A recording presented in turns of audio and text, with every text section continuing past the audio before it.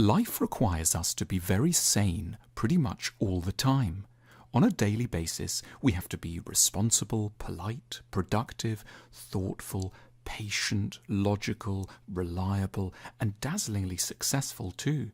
These obligations slowly crept up on us as we were growing up.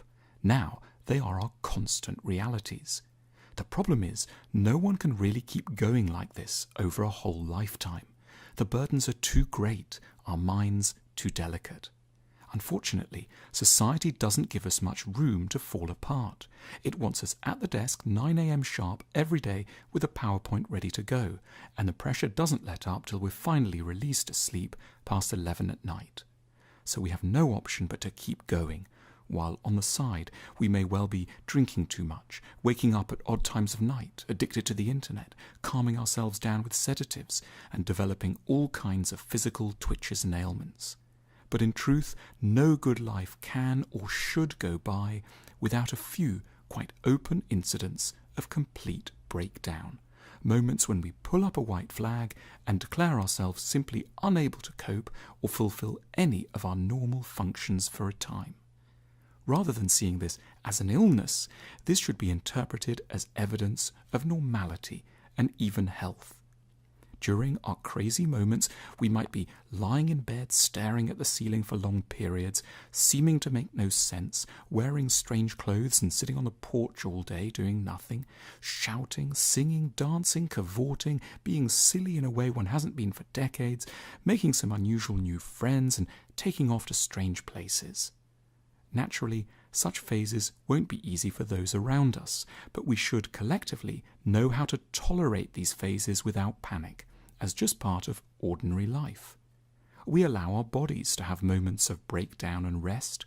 We should allow similar moments for our minds. In any case, the so-called sane world is pretty disturbed too, once one considers it frankly.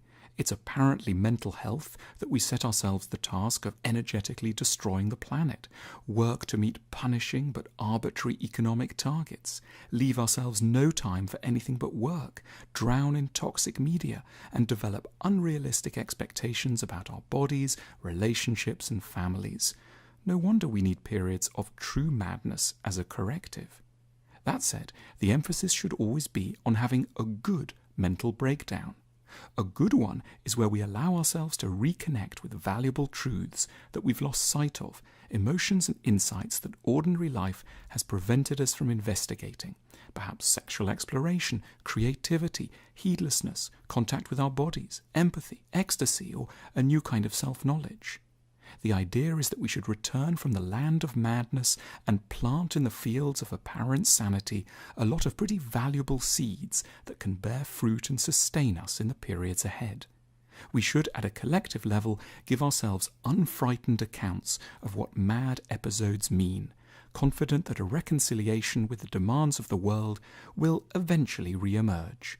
We are not automatons, but highly complicated, volatile collections of proteins that needs careful and sympathetic administration. We should expect that periods of madness just do belong to every wise and good life.